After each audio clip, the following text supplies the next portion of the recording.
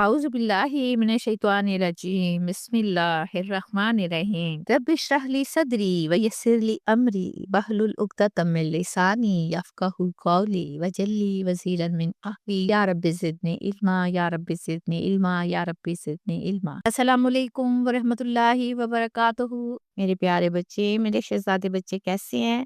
مجھے امید ہے آپ خیریت سے ہوں گے۔ آپ کو بھی پتا ہے کہ چھٹیاں ختم ہونے والی ہے، اس لیے اپنے اپنے کام انجام دے لیجئے، اور کبھی بھی پہلے دن کو یہ سمجھ کے چھٹی مات کریں جی آج تو پہلا ہی دن ہے، کوئی آیا نہیں ہوگا، جب آپ ہی نہیں آئے ہوں گے تو کون آئے گا؟ اس لیے یہ کہنا چھوڑ دیں اور اپنے اسٹڈیز کو پہلے ہی دن اٹیمپٹ کر لیا کریں۔ اللہ تعالیٰ آپ کو اپنے حفظ و امان میں رکھے اور آپ پر اپنی رحمتیں کرے۔ آئیے اپنے لیسن کو دیکھتے ہیں۔ پچھلی آیات میں حضرت شعیب علیہ السلام کی قوم کا انجام ہمیں بتایا گیا کہ کس طرح ایک چیخ نے انہیں ڈھیر کر دیا۔ پھر حضرت موسیٰ علیہ السلام کے بارے میں بتایا گیا کہ وہ کیسے فرعون اور اس کے سرداروں کے پاس آئے اور کھلی اور واضح نشانیاں دیکھنے کے باوجود وہ لوگ ایمان نہ لائے، جس کی وجہ سے دنیا اور آخرت میں لعنت کے حقدار قرار پائے۔ آج ہم پڑھیں گے سورہ ہود کی آیت نمبر 100، ذالکا من انباء القری۔ یہ بستیاں یعنی یہ تباہ شدہ جو بستیاں ہیں، یہ تباہ شدہ بستیوں کی چند خبریں ہیں، ناقصو علیکا جو ہم آپ کو سناتے ہیں یا آپ پر سناتے ہیں، منہا قائم، ان بستیوں میں سے کچھ قائم ہیں، وحسید اور کچھ مٹ چکی ہیں۔ ہم لوگوں نے گزشتہ دنوں میں خاص طور پر پچھلی اقوام کے قصے پڑھے، وہ محض تاریخی قصے نہیں ہیں، بلکہ ہم نے دیکھا کہ وہ اللہ تعالیٰ کی اٹل قوانین کے فیصلے ہیں۔ قرآن کا مطلب ہمیں قصے سنانا نہیں، بلکہ اصل میں یہ اللہ تعالیٰ کی سنت یا طریقہ کار بتانا ہوتا ہے کہ جب کوئی قوم ساری حدیں پار کر جائے اور پھر وہ کہے کہ ہمیں سمجھ نہیں آتی، منکر خدا بن جائے، تو پھر کیا ہوتا ہے؟ اللہ کا عذاب آنا ٹھہر جاتا ہے۔ یعنی خالق کو جھٹلایا، رسولوں سے منکر ہوئے، سرکشی اختیار کی، تو ان کا انجام لازمی تباہی کی صورت میں ظاہر ہوتا ہے۔ اب اس آیت میں اللہ سبحانہ وتعالیٰ حضرت محمد صلی اللہ علیہ وآلہ وسلم سے مخاطب ہے کہ یہ الفاظ آپ کے لیے تسلی اور تقویت قلب کے لیے ہو جائیں کہ صرف آپ کی قوم نے ہی سرکشی اور نافرمانی نہیں کی، بلکہ پچھلی اقوام کا بھی یہی وتیرہ رہا ہے۔ مکہ میں کفار کی شدید مخالفت کے ماحول میں اللہ تعالیٰ آپ کو یہ بتا رہے ہیں، آپ کو تسلی دے رہے ہیں کہ آپ کی قوم کو دعوت کوئی نئی بات نہیں، بلکہ پہلے ہر نبی کے ساتھ یہی معاملہ ہوا اور آخرکار اللہ تعالیٰ کا فیصلہ آ کر رہا۔ اب تباہ ہوئی کچھ قوموں کے آثار باقی رکھ دیے گئے۔ آثار اللہ تعالیٰ نے کیوں چھوڑے؟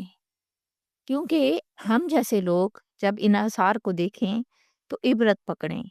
اگر ہم نے اپنے آپ کو نہ بدلا تو ہمارا حال بھی کچھ مختلف نہیں ہوگا۔ اور پھر اللہ تعالیٰ کا ان آثار کو قائم رکھنا اللہ تعالیٰ کی مہلت اور تنبیہ ہے تاکہ ہم ان کو دیکھ کر عبرت حاصل کریں۔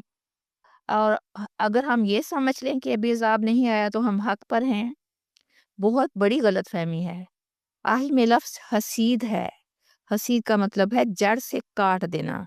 جیسے فصل پکنے کے بعد کاٹ جاتی ہے، ویسے ہی کسی قوم کی اخلاقی گراوٹ آخری حد کو پہنچ جائے تو اللہ کا عذاب ایک ہی فیصلے میں سب کچھ ختم کر دیتا ہے۔ سورہ ہود کی آیت نمبر 101 پڑھیں گے۔ وَمَا ظَلَمْنَاهُمْ، اور نہیں ہم نے ظلم کیا ان پر، وَلَكِنْ ظَلَمُوا أَنفُسَهُمْ، اور لیکن انہوں نے خود ظلم کیا اپنی جانوں پر۔ فَمَا أَغْنَتْ، پھر نہ ان کے کام آئے، انہم ان کے آلہاتہم، معبود یعنی کہ ان کے معبود ان کے کچھ کام نہ آئے، اللہ یدعون جنہیں وہ پکارتے تھے، من دون اللہ اللہ کے سوا، من شیئن کچھ بھی، لما جا امر ربی جب آ گیا تیرے رب کا حکم، وما زادوہم اور نہیں انہوں نے کچھ اضافہ کیا، مطلب زیادہ نہیں کیا۔ کیا زیادہ نہیں کیا؟ ان کو غیر تطبیب، سوائے بربادی کے، یعنی کہ بربادی کے سوا کسی بھی چیز میں اضافہ نہیں ہوا۔ اللہ سبحانہ وتعالیٰ قرآن پاک میں فرماتے ہیں کہ ہم انسان پر ظلم نہیں کرتے ہیں، بلکہ انسان خود ہی اپنے اعمال کی وجہ سے تباہی کی زد میں آتا ہے۔ اللہ تعالیٰ کو کیا پڑی ہے کہ وہ انسان کو تکلیف پہنچائے؟ اس آیت میں یہی بات بتائی گئی ہے کہ انسانوں نے خود اپنے اوپر ظلم کیا۔ اب غور کریں، جب انسان پر مشکل وقت آتا ہے تو وہ کیا کرتا ہے؟ وہ بھاگا بھاگا پیر و مرشد کے پاس آتا ہے، کافر اپنے اپنے معبودوں کے پاس جاتے ہیں۔ ہمیں اس وقت اللہ تعالیٰ یاد نہیں آتے، اور جب یاد آتے ہیں تو ہم بہت دیر کر چکے ہوتے ہیں۔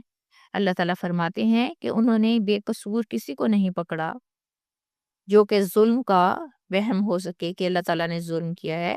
وہ انسان جرائم کے ارتکاب میں حد سے آگے نکل گئے اور اس طرح اپنے آپ کو کھلم کھلا سزا کا مستحق ٹھہرا لیا۔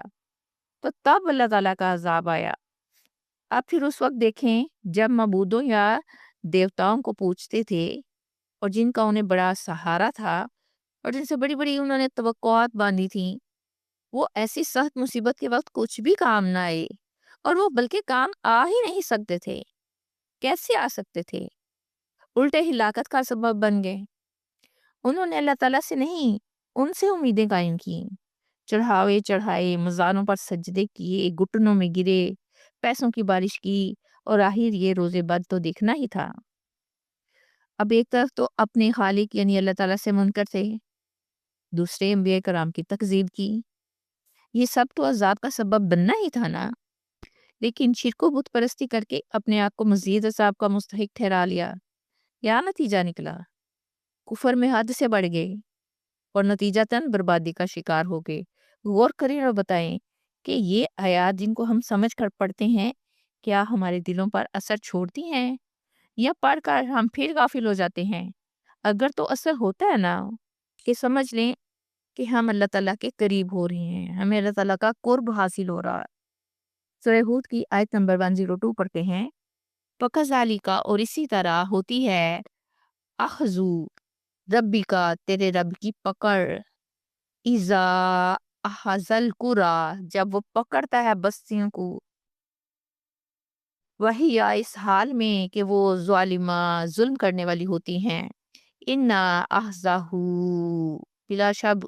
بلا شبہ اس کی پکڑ، علیم شدید، بڑی دردناک، بہت سخت ہے۔ استغفر اللہ، بہت سخت آیت ہے۔